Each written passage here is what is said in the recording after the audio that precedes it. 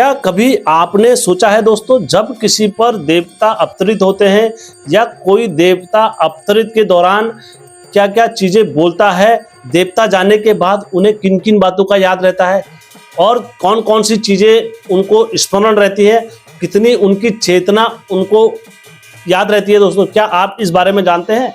क्या देवता अवतार होने के बाद जो भी करते हैं वो अपनी इच्छा से करते हैं? उन्हें बाद में कुछ भी याद नहीं रहता है। देवता चले जाते हैं जब अपने धाम को, तो उनको सब चीज भूल जाते हैं। देवता प्रस्थान के बाद उन्हें सारी चीजें स्मृति रहती हैं या उन्हें बहुत सारी चीजें याद रहती हैं। क्या होता है दोस्तों आखिर? तो आज हम इसी विषय पर वीडियो बना रहे हैं और इसी विषय पर वार्तालाप आप लोगों के साथ कर रहे हैं कि हमारे पूर्वज इस बारे में क्या कहते थे, जब देवता अवतार होते थे तो कितनी चीजें उन्हें स्मरण रहती थी। नमस्कार दोस्तों, मैं हेमचू पहाड़ी एक बार फिर प्रस्तुत हुआ हूं आप लोगों के समक्ष। यदि आप पहली बार हेमचू पहाड़ी चैनल में आए हैं, बस मैं रिक्वेस्ट इतनी करता हूं आप लोगों से कि आप वीडियो पूरा देखें। वीडियो पूरा देखने के बाद यदि आपको अच्छा लगता है, फिर दोस्तों चैनल को लाइक, सब्सक्राइब, शेयर अवश्य कीजिए। और दोस्तों, ये कार्य जो भी होते हैं ईमानदारी के साथ होते हैं, तो आप भी ईमानदारी के साथ चैनल को लाइक, सब्सक्राइब, शेयर अवश्य करना। तो दोस्तों, हमेशा की तरह वीडियो में आगे बढ़ने से पहले चैनल का इंट्रो।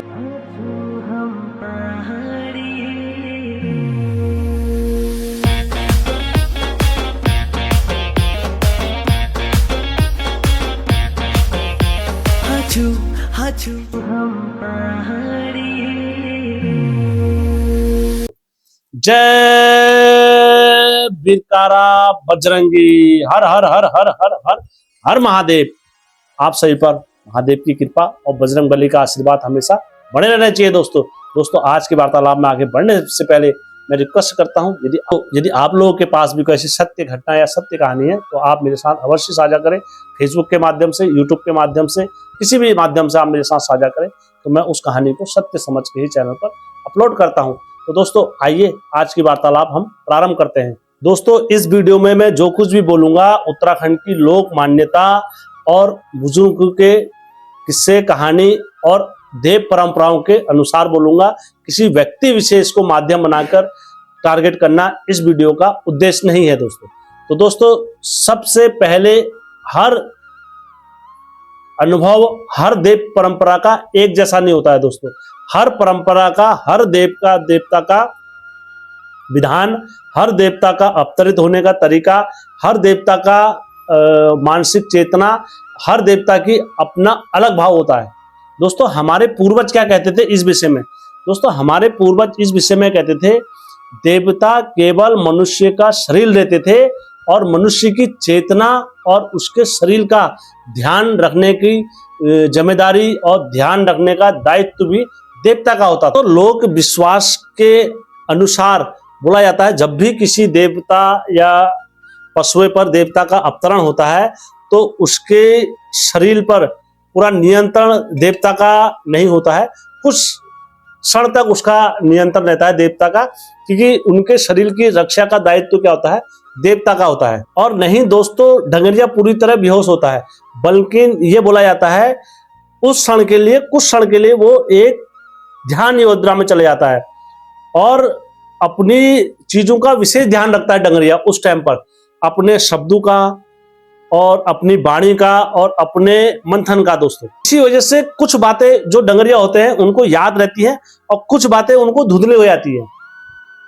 बोला जाता है दोस्तों, जब डंगरिये पर देवता हमारे अवतार लेते हैं तो उस समय में डंगरिये को ये तो याद रहता है कि उसके समक्ष कौन आया है, लेकिन उसके मुंह से क्या वचन निकलने वाला है ये याद नहीं रहता डंगरिये को।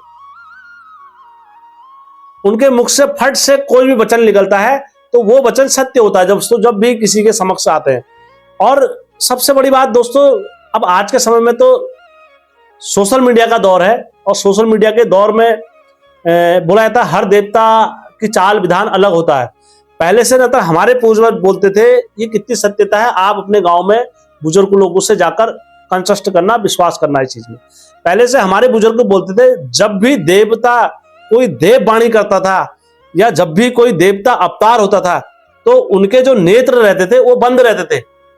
अगर वो धोनी की परिक्रमा करेगा तो डंगरिया, तो वो नेत्र बंद करके करते थे।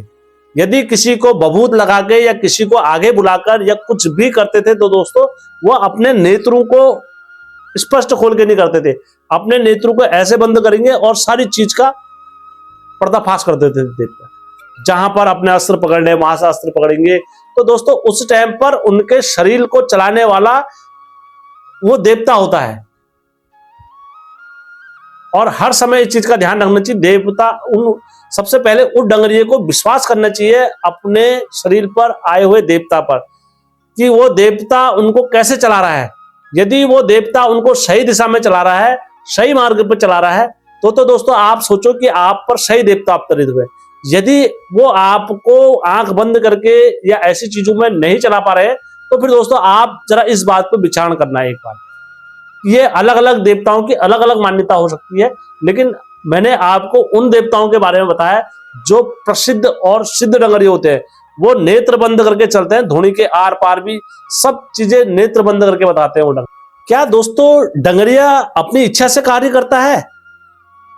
दोस्तों आज के समय में तो डंगरिया अपनी इच्छा से कार्य कर रहे हैं, लेकिन हमारे बुजुर्ग इस बारे में बोलते थे नहीं, डंगरिया कभी अपनी इच्छा से कार्य नहीं करता थे, बल्कि वो देव मर्यादा का ध्यान रखा करते थे और अपने वचनों का ध्यान रखा करते थे और खास तौर से अपनी वाणी का विशेष तौर से ध्यान रखा करते थे कि हमारे मुख से कौन सी वाणी कब निकल रही है। इसलिए जो डंगरिया होता है वो अपनी देव वाणी और अपने लोगों को देखकर अब उनको बबूत लगाना जो भी करता है तो वो एक देवता के निर्देश पर करता है। और या तो उसे पूरी तरह कठपुतली भी नहीं माना जा सकता कि यार ये कठपुतली की तरह नहीं, उसका अपना नियंत्रण भी रहता है और देवता का नियंत्रण भी उन पर रहता ही रहता है उस समय पर शरीर में उनके। दोस्तों लोक मान्यताओं में हमारे पहाड़ी लोग क्या बोलते थे कि ये देवताओं और मनुष्य का दोनों का एक संगम होता है। जिस तरीके से नदियों का संगम होता है, यहाँ पर देवता और मनुष्य का एक संगम होता है, उसके बाद वो आगे बढ़ेंगे दोनों जने। ये देव भाषा का हमारा प्रयोग और विचार और लक्ष्य होता है दोस्तों। जब देवता अपने बैकुंठ, अपने कैलाश को, अपने धाम को जब चले जाते हैं तो डंगरियों को कितनी बातें याद रहती हैं।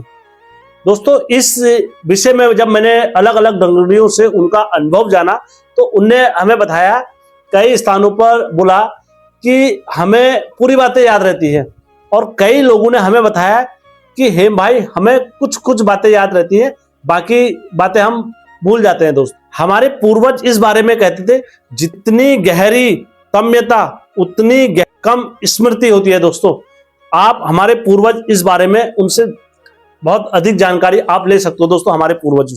लेकिन दोस्तों ये कोई निश्चित नियम नहीं है, ये हमारे उत्तराखंड की लोक मान्यता और लोक विश्वास पर आधारित है। क्या स्मृति का कम होना ही देव परंपरा का प्रमाण है क्या? नहीं दोस्तों, बिल्कुल नहीं। मैं इस विषय को कभी एग्री नहीं करता हूं। नहीं, लोग ये बोलते हैं कि यार इस पर तो देवता आए, इसको सब याद है, तो इस पर देवता नहीं आया होगा। नहीं दोस्तों, मैंने क्या बोला आपको, जब भी किसी पे देवता आते हैं केवल उसको मुख से बोला हुआ वचन याद नहीं रहता, मैं क्या आगे बोलने वाला हूं, बाकी उसको याद रहता है।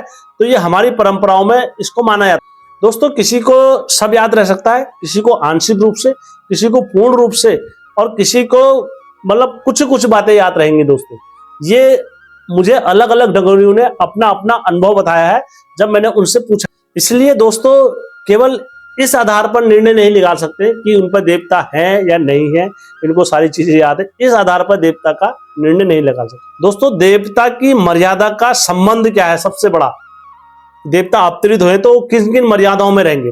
दोस्तों सबसे पहले आज देख ही रहो आप कि देवता अवतरित हो जा रहे हैं तो तुरंत गुरु का ढोल पकड़ दे रहे हैं या तुरंत अपनी धूनी में चले जा रहे हैं कूद मारने के लिए।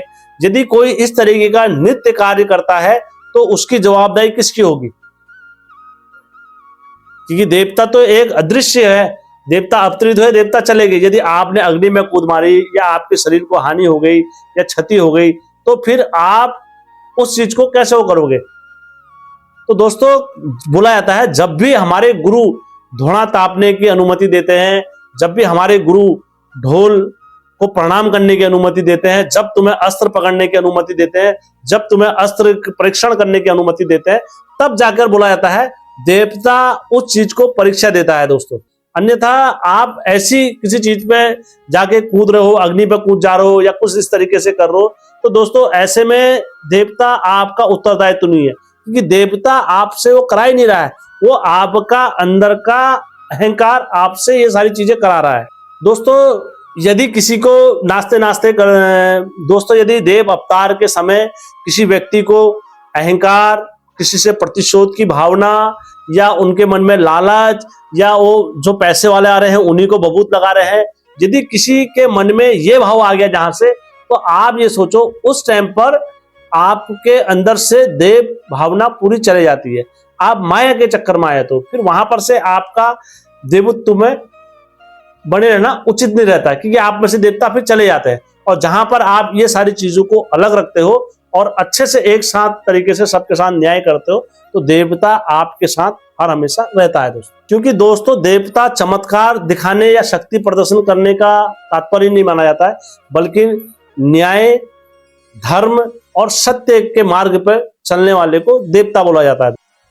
विज्ञान और आस्था में दोनों में समानता क्या है दोस्तों? आज के समय में विज्ञान इसको कई जगहों पर अलग अलग तरीके से देखता है दोस्तों आज के समय में कुछ लोग इसको अनुभव के माध्यम से मानते हैं विज्ञान, तो कुछ लोग इसको मनोवैज्ञानिक और सांस्कृतिक के हिसाब से मानते हैं, तो कुछ लोग मनोवैज्ञानिक संस्कृति की दृष्टिकोण से इस चीज को देखते हैं दोस्तों। मेरी दृष्टि में दोनों चीजों का सम्मान किया जाना अति आवश्यक है, दोनों दृष्टिकोण।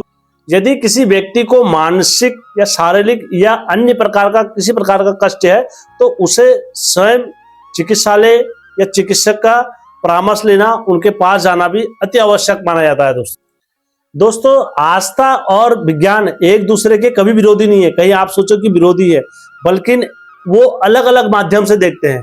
वो अपना आप को अलग माध्यम से देखते हैं और आस्था वाले अलग माध्यम से देखते हैं।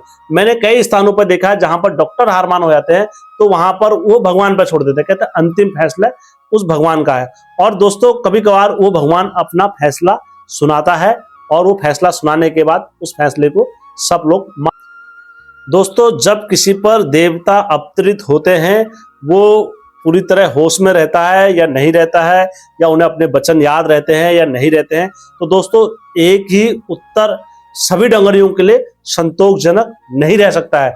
यदि आपको याद रहती है या नहीं रहती है, या आपके साथ कुछ और होता है, तो आप भी मुझे कमेंट बॉक्स में अवश्य डालें, क्योंकि दोस्तों मेरी वीडियो उत्तराखंड में वही लोग देखते हैं जो भगवानों के भक्त हैं, या जो एक डांगर हैं, या जो कोई एक गुरु है, या कोई एक परिवार में सार्वजनिक लोग हैं। इसीलिए अपने माध्यम से कहना चाहता हूं, जो भी अपने क्षेत्र के सिद्ध गुरु या डांगर हैं, तो वो आपने ही इस चैनल को बढ़ाना है, क्योंकि आपको सम्मान दिलाने या आपकी आवाज उठाने के लिए हेम चुपाड़ी हर हमेशा तत्पर ही रहता है। तो दोस्तों वीडियो अच्छा लगा होगा, कमेंट जरूर करना, घर वालों के साथ, बाहर वालों के साथ शेयर अवश्य करें। जय उत्तराखंड, जय देवभूमि।